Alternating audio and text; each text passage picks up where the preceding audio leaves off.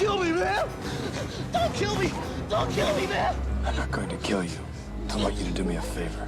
I want you to tell all your friends about me. What are you? I'm Batman.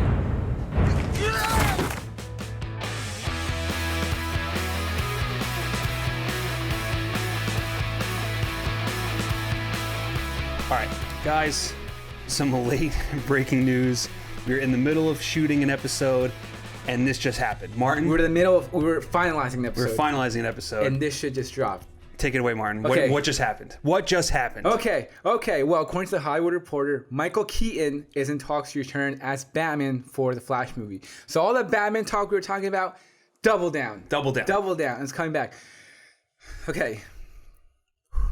So Michael Keaton, who famously starred as a Cape Crusader in Tim Burton directed early 1990s Batman movies, is in talks to reprise the character for Warner Brothers in DC's movie The Flash.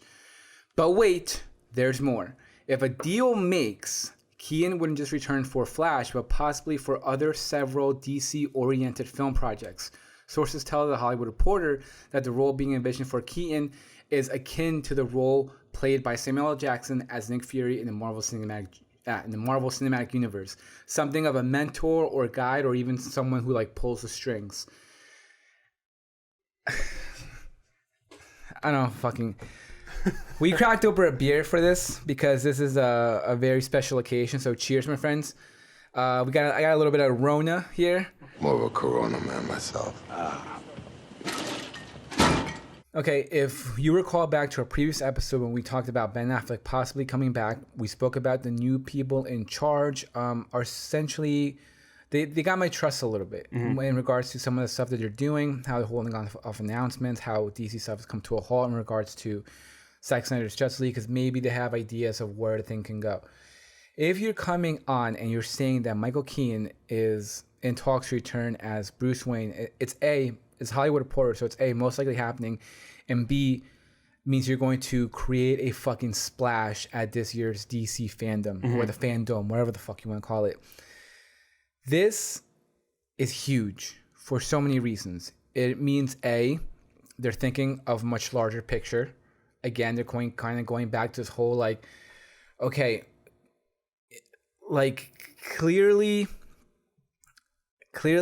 is what we've always spoken about is that Flash, you have the reset button. There's so much you can do with Flash. Flash opens up your multiverse, so to speak. From there, you can go into the Speed Force. You can go into so many different universes, so many different Earths. And if they're going in there and they're pulling back the same if they're going essentially into the Tim Burton world and they're pulling back that Bruce Wayne and bringing him over here to kind of be that mentor and pull strings or something, who knows exactly what's going to happen. But I am excited. Yeah. And this is unreal, like awesome news. The internet's gonna break. It's probably already broken. This is awesome. It's one of those situations where people have been wanting this to happen for years, and it just so much time has passed. You never thought you'd see it. So many people have wanted Tim Burton to come back to do a third Batman with Michael Keaton, and it was just like this is never gonna happen. The fact that this is what they're doing now, like it's one of those things where, you know, the type of run that DC has been rocky at best. This is a splash that was necessary, that they had to make to bring people back on board to get excited about DC projects. Yes. And with this, you're also kind of bringing back the people that, because with, you know, the whole Snyderverse thing, you have kind of a split in the fan base. Some like how it used to be, some like how it is. This now kind of unites those fans together now. And just tell those fans to get over themselves. Well, that too. But I'm just saying, like this is now bringing everybody together to agree on one thing. Because I haven't heard anybody ever say that they didn't like Michael Keaton as Batman. God. We grew up with him. Bro. Exactly. Like this, like Mr. Mom. So this just brings all that together, and the fact that he's now going to be playing like a Nick Fury kind of role, which is interesting. I don't know how that's going to work. I mean, there's all kinds of possibilities with the Speed Force, and I think in that Hollywood Reporter did not mention something about Batgirl. Yeah, as he might be possibly a part of that. Yeah, has said something along that he's it said Batgirl is one of the projects in development that could fall under that sort of win. So right. Essentially him mentoring Batgirl, be like, hey, I used to be Batman or whatever. It's literally it's going to be interesting of how everything's going to work, how it's all going to play out. But to me, something that kind of shows it's just like that they're thinking of how like. if they're announcing this and they clearly already have in mind of how it's going to play out, Right. how it's going to work, of how they're going to get him over to the DCEU world, or of how they're going to kind of just pretty much their sort of layout. They kind of have it tells me that they have a sort of idea of what they want to go with. And that to me is what's exciting. I'm happy now that there are some sort of people who are really just really the people in charge right now are really gaining my trust. Obviously, once DC fandom comes along, we're going to get a bigger idea of what's going on. We're going to get just a whole, I imagine, slate of information of how everything's going to play out. This is obviously going to be confirmed. Like, there's no doubt in my mind that in the virtual experience, they're going to be like, and now confirmed, returning to reprise role as Bruce Wayne, Michael Keaton, and he'll pop onto the Zoom screen and be like, hey everyone, he'll pop in there, and then we'll lose our shit. Fucking do laps around the apartment, jump out the window, run in the streets, go crazy. And like, this is some of the best news I think I've ever heard. I know. Like, in my life. Exactly. Like, this is so exciting. We may or may not like Batman, Yeah, if you can't tell. Just a few things lying around that we just kind of threw on. But this is also a really big, another big move that Keaton has made, because he kind of went away for a little bit for like a period of time, and then he kind of made like a bit of a comeback, and obviously he had a huge resurgence when he did Birdman and then Spotlight, which both won Best Pictures back to back, and this is yet just another step with him in his career. But he was just like very quiet. Yeah. He was like in the other guys. He played the captain. Yes. Which he crushed. He was so good. Yeah, so he's been around. He just hasn't really been on that sort of like I guess sort of mainstream media view, so to speak. I don't know if you've noticed this, but there's also been kind of like, you can kind of tell in how he's talked about Batman that he misses it. I think you could tell how he misses it, and he always wanted to come back to it, and he absolutely loves it because he made mention of it on Kimmel. He talks about it in a kind of college speech that he gave. So the fact that now he's returning, there's nothing. Yeah, it's a cliche to say it's fucking exciting. Yeah. I can't wait. Tom Holland even said how he used to say like, I'm Batman, like in the middle of fights while he was filming, while he was playing the Vulture. Yes. And what you were saying, there's the one thing where Kimmel was like talking about how much he loves Spider-Man, so he got upset and he pretended he was going to walk off the set. Right. And then Kimmel was like, "Oh, I'm sorry. Like, I know you're playing his arch nemesis, so I probably shouldn't have said that." He's like, "I don't care about that. I'm Batman. Like, you can't talk about other superheroes because I'm fucking here. I'm Batman." I forgot you're his nemesis. Your co-stars are. No, I'm Batman. What the are you talking about? It is confusing.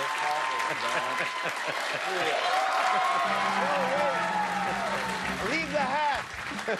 You forgot your glasses.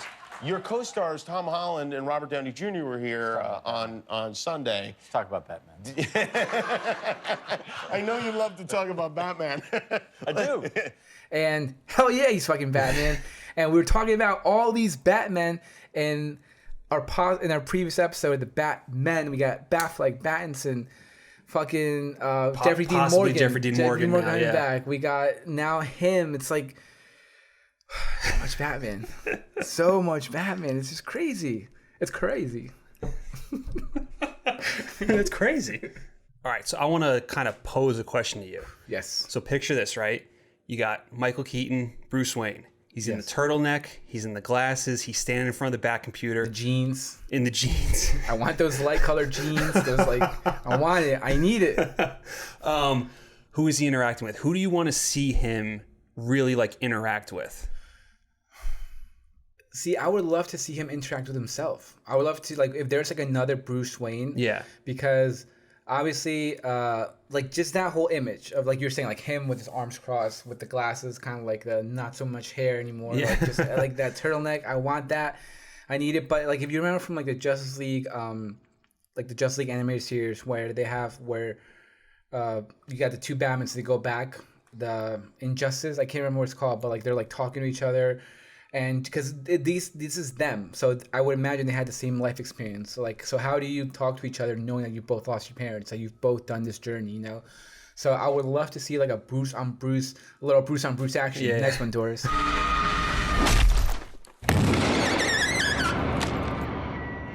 Nice one, Doris. Nothing like a bit of girl on girl. But yeah, aside from that, Clark. I want to see him talk to Clark because we didn't get that at all. So I want to see Bruce and Clark interactions and yeah, like you said, like think of that Avengers scene when Hawkeye first attacks the ship. And remember Fury is behind the computer, like calling off the engines. We're gonna lose him. Put it on the left. Like I want, like I'm picturing that, like him in the back computer just calling the shots. Like, oh, Flash, you got something coming here, whatever. And yeah, I do hope though that this is not a substitute for Bruce Wayne. That's what I don't. Right. Like, so, because like the idea is that the whole Flashpoint situation like gives you a brand new Batman in the event, obviously that Batfleck doesn't come back. So if the DCU does continue on with these same kind of characters and you want to keep it connected, that the Flashpoint's a way for you to do it without having to worry about getting in, without worrying like, oh, what happened to Ben Affleck's Batman? Right. And with the events of what happens, it ends up being a different Batman. I would agree if it ends up being Michael Keaton being that Batman, that would be disappointing because you're not really going to have Batman. You're going to have an older Bruce Wayne that's like basically the guy in the chair behind the computer. Exactly. You have dementia. And I agree because that's what we're talking about, sort of like the Flashpoint situation. Again, going back to the whole reset button, you can have a situation where you can possibly maybe bring back Batfleck for just a scene or two. And he's there at the Batcave talking to Barry, like in Flashpoint. Like that's kind of how it starts off.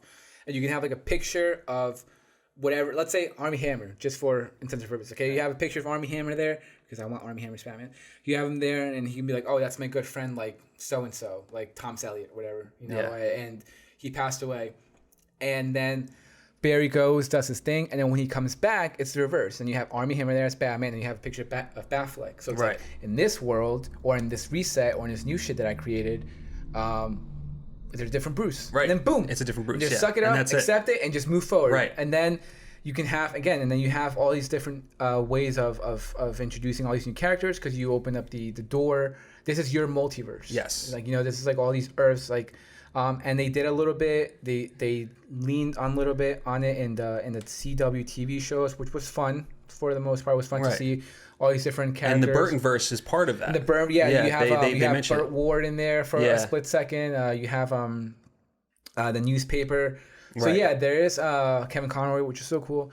They're just having all these sort of different interactions of all these different Earths and these different characters from different Earths. It's so much fun. Yeah. And something that we were saying too is that the sort of Matt Reeves aesthetic or sort of like gothic backdrop that he's going for in his Batman movies is very sort of like in line with what Burton did. Yeah. So I can picture that sort of kind of having that connection of like of what these other Gothams are like, so to speak. Mm-hmm. Yeah, and I'm excited. I know. Yeah, it's early stages. We really don't know what this is going to mean going forward, how he's really going to fit in, and honestly what their plan is. The only thing that we can do now is just kind of look forward to the DC Fandom event in August, and hopefully we get more clarifications to what's happening. But either way, man, like I don't even know what to say. Like, it's like I said, like I never would have thought this was going to happen, and like you said, like probably one of my it just happened. Probably one of my favorite breaking news stories ever. Yeah, because this is just so fucking cool. And again, kudos to the people in charge. Yeah, they dropped the ball many times in the past 7 years since Man of Steel came out, and they were trying to get some shit going, announcing stuff, then putting their foot forward and taking a step back.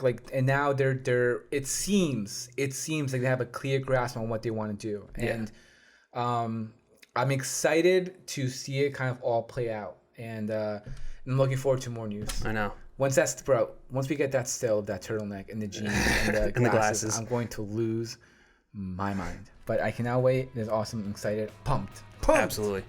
So guys, what do you think? Are you excited? You have to be excited. How could you not be excited? Tell us what you think below. Subscribe to us. Follow us on Twitter. Follow us on Instagram. Like, share, subscribe, repeat, enjoy, and thank you for our support. Thank you. And so excited.